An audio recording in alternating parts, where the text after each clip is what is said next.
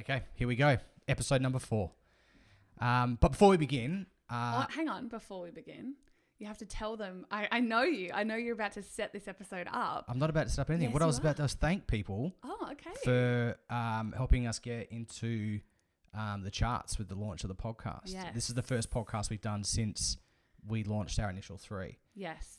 So if you liked it and you left some feedback, that's great. We're stoked. Thank you so much. Thanks for that. Yes, it's been unreal and amazing. And that's actually why we've sat down today to record another one. We have some interviews lined up with some phenomenal guests next week. But the demand is there. People have said, come on, where's the next one with you guys? So we wanted to bring you today's on relationships. And I want to, this is a now you can set this it is up. a disclaimer as well. Huge disclaimer. We've been together for almost, let's say 15 years. I was like, right? oh, here we go. We're going to pump it up a little bit just to make ourselves sound a bit more credible, right? Because that's what people do when they start talking. We can go there right now. No. So how long have we been in each other's lives, honey? Oh, each other's lives. Together? Look, in eternity. Since before I was born. What do you always tell me? You get less for murder. Yeah, well, that's a common thing. No, we've been together about 12 years, but 15, exclusively 12. Morgan! What, 13? 13? When's our anniversary? Which one? Dating. 17th of October was when we got married. 25th of April. Okay. Anzac Day. Exactly, honey. A lot of good men died that day. Including me. No, sorry. We are going to obviously, we just thought, look, we've been together a while. There seems to be like a hot topic on the internet at the moment. And when I say hot topic, there's a lot of people out there offering coaching on relationships. And I'm not going to talk about them specifically. What I am going to say is, if you're listening to this and you're going through some stuff in a relationship right now, go and find some professional help. Because we are not professionals. We are not your people. And most of the people online, the 27-year-old who's been in a relationship 6 months, offering $5,000 relationship coaching packages. Or like coaches that like are brand new in relationships and then start to dish out relationship advice. Yeah. They're still having kinky sex. Yeah. Like, of course. That's cute. Of course it's great. Of course it's great. Follow my steps. She probably still wears makeup to bed. Yeah. Like... Want to have a successful relationship? Here's how you do it. Yeah. But no. Follow my 5-step formula. We were laughing this morning saying we want to do this because we know the demand is there. And we always say, like, these are the things we get asked the most. How do you and Morgan, how are you still so in love or happy? Which, I mean, we hate each other. Anyone who's married is miserable. That's the first thing you've got to learn. No, it's a joke. It's a joke. No, it's a joke. Kidding. I also just went to like pick my nose and I forget that we also vlog this. So I'm still going to do it. I just did it. I can edit it out, but now I'm going to edit it in. Leave it in. But we want to say that, and almost like pun intended, we are not professionals. No. We are having this conversation with you seriously. Like this is obviously something that we're passionate about and we're going to give you 5 tips on how to, I don't know, not even spice up your relationship, but just... the 5 things that make us work so cohesively. Yeah. That's what we're going to talk about today. However, if you are someone that is, like Morgan said, suffering or there's, you probably wouldn't even identify this, but if there's narcissistic behavior, from a partner in the relationship or there's domestic violence, but what if, like, anything like that, please go and get professional help. Stuff gets complicated, especially being together a while. And there's finances start coming into it, like houses and kids and stuff. I just think if that sounds like you, by all means, listen to this. Maybe you get something out of it. Yeah, but we can make you laugh. Otherwise, like, go find a professional. Yeah. Psychologist. Whoever it is. Yeah. For them. Totally. All right. Okay. So Step 1. Things. So here it is. Step 1. This is why my first bit is bat below your average. No. I think I'm punching. I always think so just quickly, I mean, look, if you're listening to this on podcast and you hear my voice, you might think that you're punching, but if you watch this on YouTube, you are probably not think it's the other way around. I'm punching. Do you know, we were actually shopping the other day. Tell this story. I don't even know what the story is. We were doing a food shop the other day and I was like putting the things through the checkout and Morgs had like gone off to get something and came back over and the lady was basically like stopped him from coming to me. Yeah. She's like, oh, that's right. Don't bother this woman. Yeah. She was like, I was waiting for her to be like, excuse me, ma'am, is this man bothering you? Like I wasn't supposed to be there. I know. It was funny. But funny. you just kept like ribbing her. You're like, what do you mean? Like, What do am you- I not good enough for my wife? Yeah. Like, I was Yeah. like, honey, zip it. Just scan the damn products and go. Okay, no. So 5 things that makes us, well, here we are, 15 years in, laughing, loving. And this is the thing. So Morgan and I podcast together, sure, but we live together, work together, run our business together, travel together, eat, breathe, sleep, shit together. Like we do it all. And so I know we're still in the young, and I know it's only been 15 years, and it's definitely unsolicited advice, but let's go. Yeah. What did we say though this morning walking? We kind of were like going over some things that we might want to talk about. Yeah. And there was one thing that we said isn't going to even make the list because I was about to say, why is this not on the list? And I said, right, so trust. I think trust is a baseline. It's not going on the list because trust in a relationship is what breathing is to living. Yeah. If you don't have trust, you don't have a relationship. Yeah. So let's just put that out there. If you're struggling with that, then you probably do need the professional help, not a little fun podcast where we're going to give you some like basic advice. Yeah. Because, ladies, and here's the thing. I just want to give this bit of advice to the ladies as well, because we were talking about this too. It's like we've all seen those memes. Like we're going to get to that though, honey. But I think it relates to trust. Okay. So, we see the memes like, husband's going out at 9:00, schedule argument for 8:30. Like there's always an argument that erupts before you go out. We don't like you having fun with friends. It's because you don't trust us. I trust you. There's people that don't trust their whatever, Yeah. If you find yourself doing that, there might be a trust issue. Yeah. Right? But that's just my personal opinion. Remember, I'm not a professional. I'm an idiot. So we both are. All right. So the number one, here we go. The number one tip, and it's kind of in order. I actually feel like it's a little bit in order. Yeah. Is to have radical communication. Yeah. But what does that mean? Okay. So for us, what this looks like, and we've had to learn this, and it's not necessarily like I am going here and I am doing this and da-da-da-da-da. How I explain radical communication is that everything is perception. So Morgan might do something and he didn't mean to make me feel a certain way, but it did.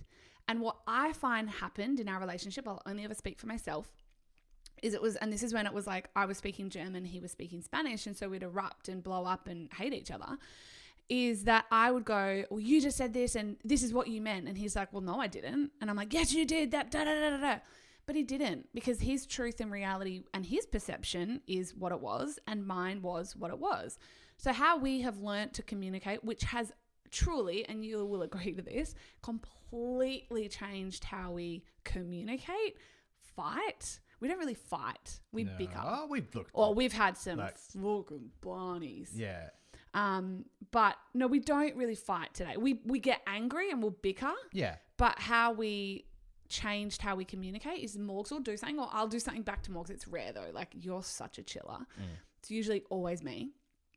And it will be like, hey, you said this and it's made me, you might not have meant to have, but it's made me feel this way. And it just, look, in our relationship anyway, communication should diffuse most things, but it definitely diffuses a situation. Whereas, sometimes. It depends what your intention is coming. It depends if I'm PMSing. Well, that too. It's anyway, but I think the thing is, it depends what the intention of the communication is, right? It's like if you're just interested in proving your point and getting it across that you're right.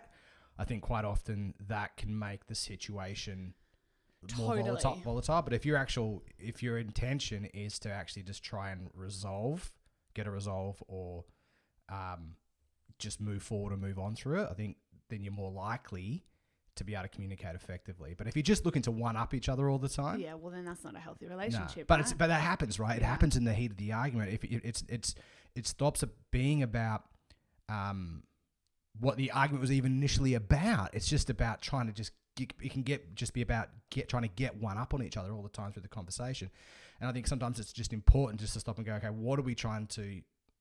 what's the conclusion we're trying to come to here? Are we trying to move through this, or do we just want to yell at each other and blame each other? And try and see who can score the most points. Yeah.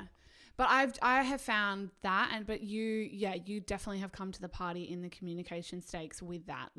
And it's so true with the intention thing. Whereas you know, for when I say that now, because it is usually me, I'll say, you know, Morgs, I'm pissed off, or I'm not talking to you, or I'm mad, or I'm upset because you said this, or it's not that you look, it's usually something you said or done or not done. You know, you not putting your phone down. Okay, this is such a big one right? Hey, for both of us actually. Yeah, for you more than me. Yeah, so just be very careful. Yeah, absolutely. But we'll say, so I'll say to Morgan, hey, and so you have amazingly changed. We're not perfect. Geez, we suck at most things.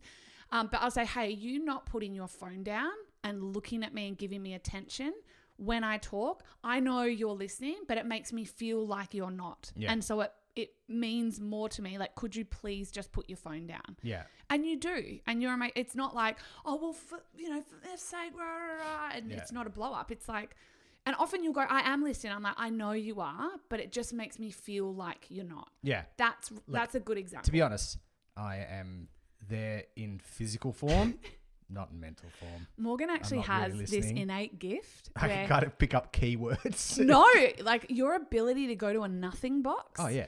Is better than anyone I've ever seen in the world. Yeah. Fact. Yeah, it's totally phenomenal. I think it's a trait that all men have that need to have. Oh, but you're extra good This is what annoys women about men is like we can just be thinking about nothing and be at total peace. 100%. Like running through that's like our brain just like running through a meadow. Yeah. I'll always go, where did you go? And he's like, nowhere. I'm like, but what were you thinking about? Everywhere. Nothing. I'm like, oh my God, teach me, you sage. Okay, so radical communication. So it's all about understanding the perception that you are feeling a certain way, and they possibly didn't mean to make you feel that way. Yeah. But if they did as well, if they go, no, that's exactly how I meant to make you feel, then you need to unpack that. That's probably where you go to the psychologist. I think the key part about communication is not just a one-way dialogue. Yeah. Do you know what I mean? It's like when you say if you want to communicate effectively, you've got to be willing to understand that when you put something out, something's going to be coming back from the other person, be able to take that on and try and see things from their perspective as well. And we are, like, we get better. We suck at most things, but we are very good at this, and I know that for us, our intention is always to heal and get through it and over it quickly. At some point. But I know. Look, I've done my share of sleeping on the couch and in the spare room. I did it like, when did I do it? A couple of months ago. And I was like, I'm never sleeping on the couch again. That's like, I hated him more the next day, and it was just all my fault. Like, it was all my fault. I didn't even need to. So radical communication, understanding the perceptions, saying to them, instead of going, this is exactly what you did. It's like, well, they've done that or they've said that, but they might not have, and that's how you feel. I think focusing on how you feel is super important. Okay, this is all you, this next one, because this is something that you taught me in my infancy as a 19-year-old. Yeah. But number 2 is boundaries in all ways. Yeah. So, I mean, boundaries can be a lot of things as well. It can be boundaries like with each other. Like when we talk about things like deal breakers and stuff, there's things, the bare minimum for things you won't accept from each other. But boundaries can also extend to, friends that, especially in the beginning, there's always a friend that's got something to say about the relationship, whether it's good or bad. Then beyond that, family as well. I think boundaries with family. We don't have kids, but I know for a lot of our friends that have kids, boundaries need to be reset with grandparents encroaching on the relationship too. So Morgan, when I was 19, 18, no, we just started dating. So I met Morgan when I was like 16, 2017. You were 20, 21. Oh my God, I thought you were so old. Yeah, I was. It's just so funny looking back. But I remember we were hanging out with one of your friends, and I was 19, so we just started dating, and they were having some problems with the wife, and they had a kid, in-laws. And I remember I was so young and impressionable, and I was in the back of the car, and you said something to him, and you said, you know what, mate, I can't remember exactly, but basically it was she and he, so like your wife and your kid are your family now. Yeah. That's the unit. That's your boundary. And family, are going to come and give you advice and encroach on that, but that is the family unit that you protect now. And I just remember in that moment, I was 19, looking at you. It was probably like the first time that I was like, oh, I'm definitely going to marry this dude. Like, put a ring on it. I also then had anyway, I'm like, we could go. Yeah. We don't need the backstory. I was like, oh, the backstory's so this is on the way to so this is just a slight deviation as well. This is not on here as well, but I think when you're in a relationship with someone, you need to be, and this is something my grandfather told my father, is like when you're courting, right, before you get married, you look at the other person with both eyes. But after you become married, or you take whatever it is for you, right, you take that next level of commitment, you close one eye and you see them through one eye. So you're looking at them one eye, which means you're blind to a lot of their faults because you're married, right? You've accepted that person for who they are. So what that means is the little idiosyncrasies and the little nuances of their personality that irk you, you've got to learn to push them aside and move on with it, right? That's what it is. So this is, and we just had a taste of it then.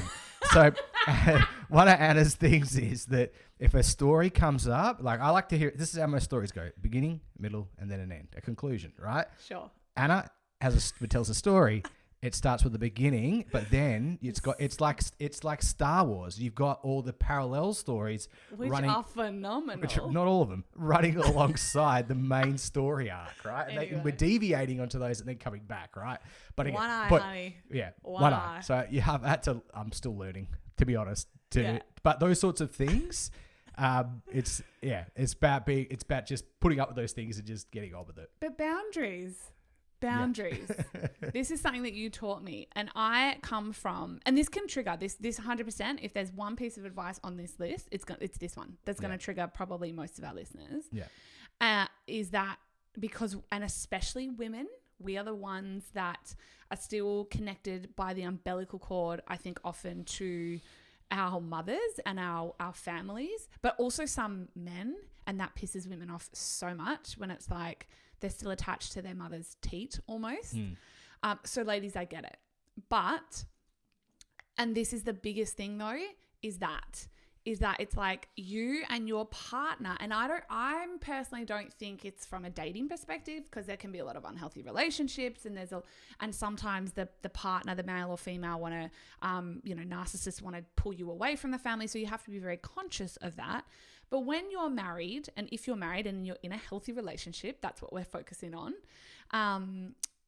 The boundary is that you have each other. That's it. I know, like, it's not my mum that's going to, I mean, she's still phenomenal, but it's like, it's Morgan that's going to have to wake up in the middle of the night with me when I'm sick and old. It's, it's he and I that when we have a child are going to have to navigate that, bringing that child up and the responsibility of it.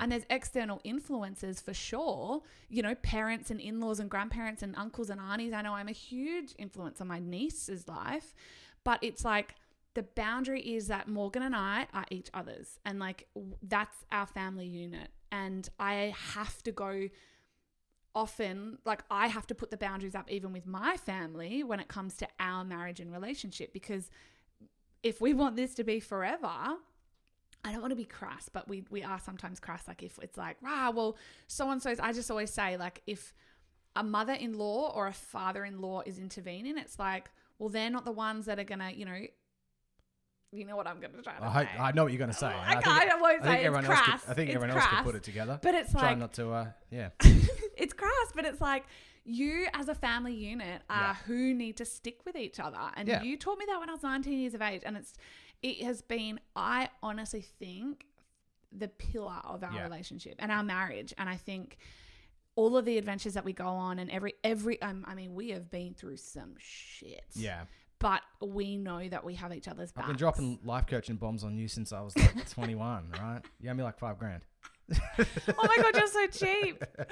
Don't sell yourself so short. So yeah, boundaries is such a big one. And then boundaries with your own self. Yeah. So I have my own boundaries. Morgan has his boundaries, and we communicate them radically to one another and know what we can't cross. Morgan knows, like, my self-love Sundays are untouchable. Don't book anything. Don't make me go to the shops. Yeah. I don't give a hell what you want. It's like my Sundays are my sacred day. Yeah.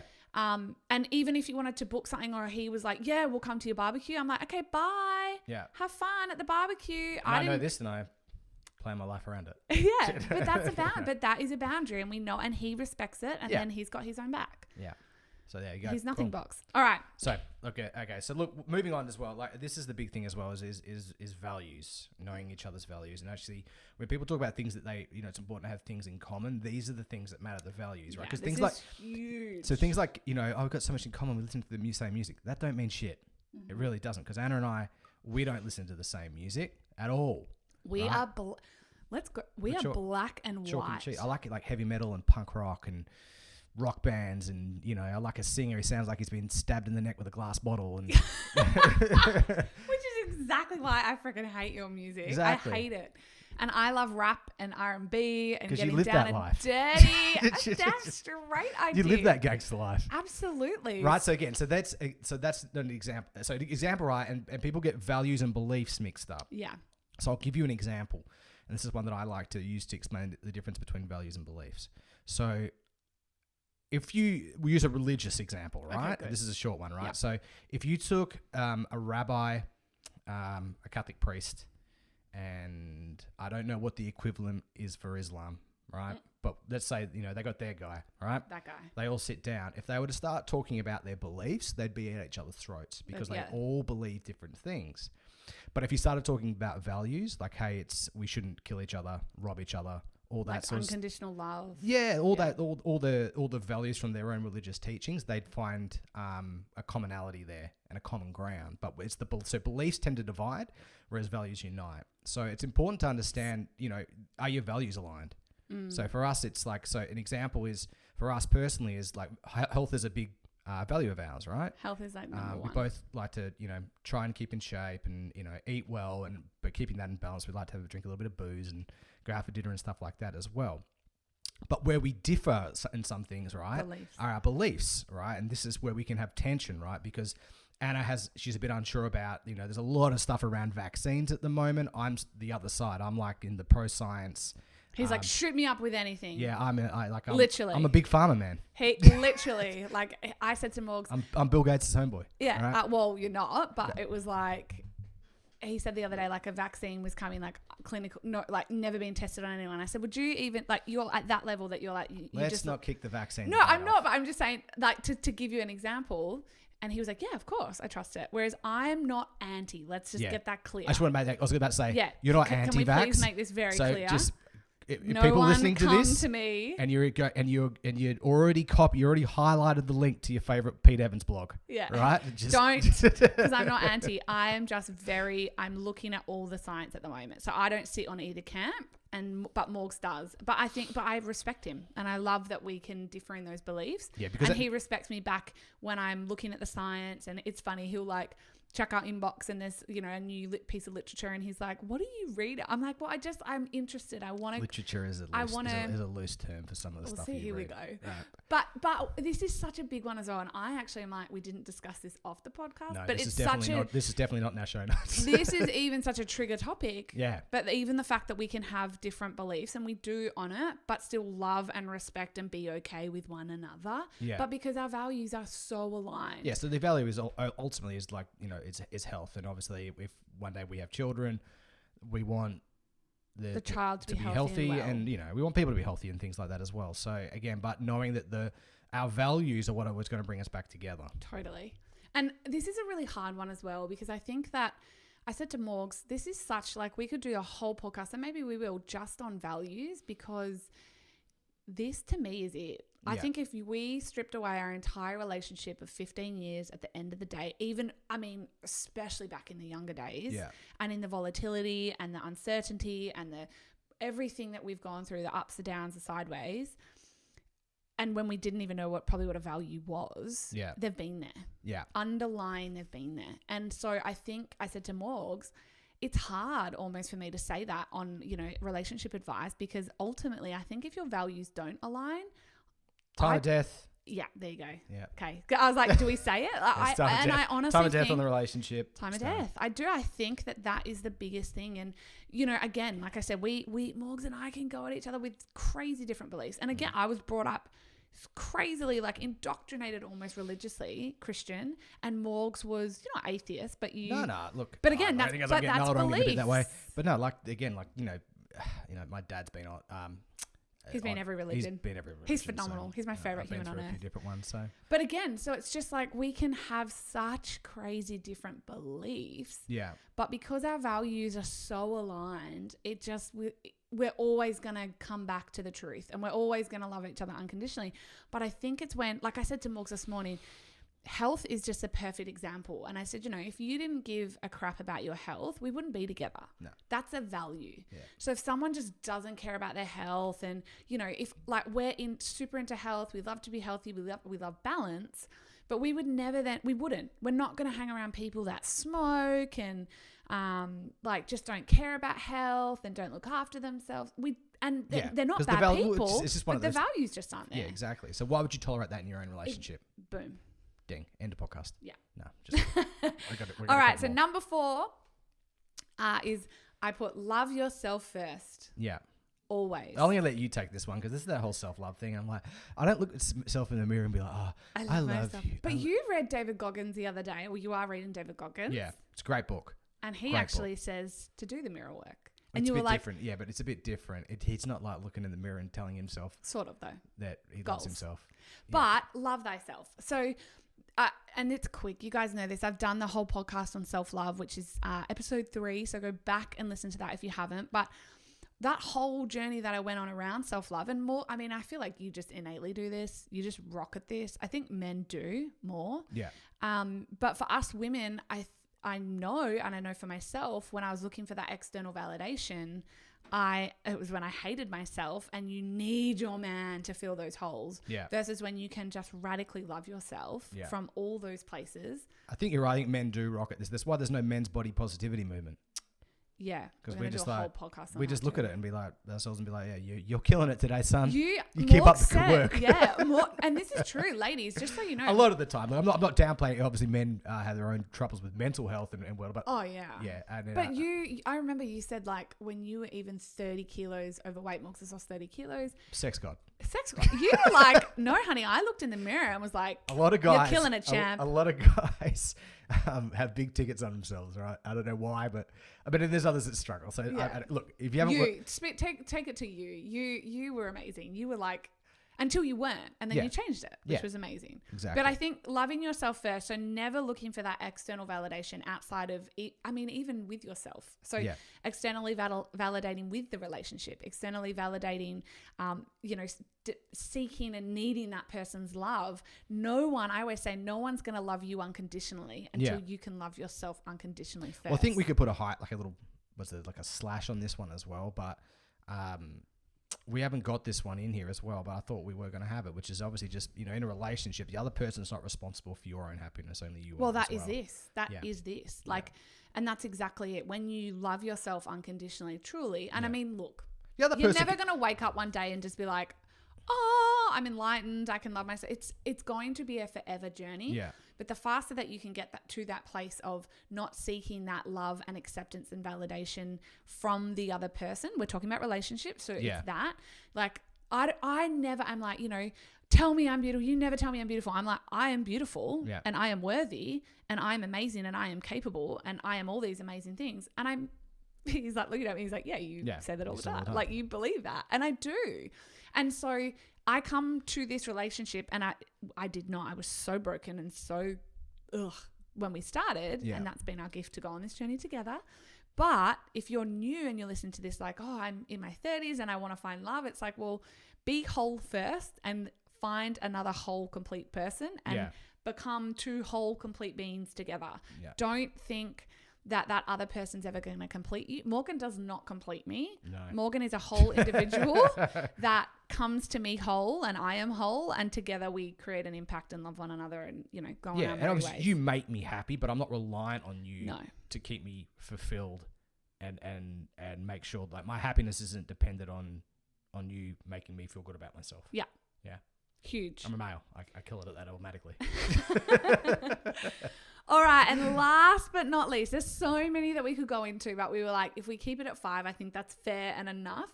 Do you want to say number 5? Look, separate interests and hobbies and having things that you can do away, even if your wife sabotages you at 8:30 when you're going out at 9. That's just part of the game, I suppose. But having things that you can do away from each other as well that, and I'm sure this is probably a no-brainer, this one for a lot of people is, I'm sure most guys have things that they're into that is just for guy time, that where you get away from the missus and, maybe you go fishing or you go drinking or whatever it or is. Xboxing or PlayStation or computer golfing. Yeah. And let them. That's my biggest thing that I've always learned. Like, and I was definitely that or girlfriend and then wife even. Or probably not wife, girlfriend and fiance. That would like start the argument probably at 8:30 for sure. Yeah. Definitely. For sure. Let's not deny without this. a shadow of a doubt. Yeah. However, I definitely have learned. What motivates that? That's what I want to know. Is it almost like an innate anger where you don't want them to have? I don't know. It's like, fuck you. You don't get to have fun without me. Yeah. Like, who do you think you are? I want to have fun. Yeah. Well, I can't stay home and have fun with you. I think it's so different as well. And let's actually have this chat right now to mums. I will. Yeah. Because I think mums. I am not a mum, but everything that I do for mums. And for myself, for when I become a mother. Yeah. And it won't then become my whole identity. However, I chose the profession I chose because I wanted to be a paid mother. I also build how I build in my business because I want to retire my own mother. My whole team is mothers. I coach mothers every day. And I think, and I know from 5 or 7 years of coaching thousands of mothers and hearing their stories and all of my best friends being mums, you often get angry and frustrated that it's like, well, I'm at home all day and he's at work, and that's correct. That's the truth. However, your husband is never going to prioritize you, or wife, if you're in a same-sex relationship or marriage, your husband or wife is never going to prioritize you if you don't prioritize yourself. Yeah. So prioritize your damn self, beautiful. Like, if they're going to the gym and you feel like you don't have time to go to the gym, make the damn time. Demand that from him. Demand that from the creche. Figure it out in your life. Because if the things that are making you resentful because they're doing it, it's because they're simply prioritizing themselves. Yeah. That's self-love. Yeah. That is a form of self-love. Some of the things, again, for some couples, maybe you've got kids and stuff as well, there might be financial constraints around that too. Totally. But then you can have the conversation. Yeah. So if the husband... Give me the cash! Well, yes, I'm so about that. That's a Fifth Element. Give me the cash. Favorite movie of all time. But I think when, say it is financial, let's go there. Say it's financial. And so we understand and respect, because again, we talk to a lot of couples who struggle financially in what we do. Yeah. And we help them with that. But the big thing is, okay, so say it's that. Say you guys are struggling week to week. So maybe you can't afford the gym, or you can only afford one gym membership. Okay. But you've got legs. Yeah. So, and your husband might work really long hours, but he still has to come home. Yeah. So when he comes home, that is when you need to prioritize yourself.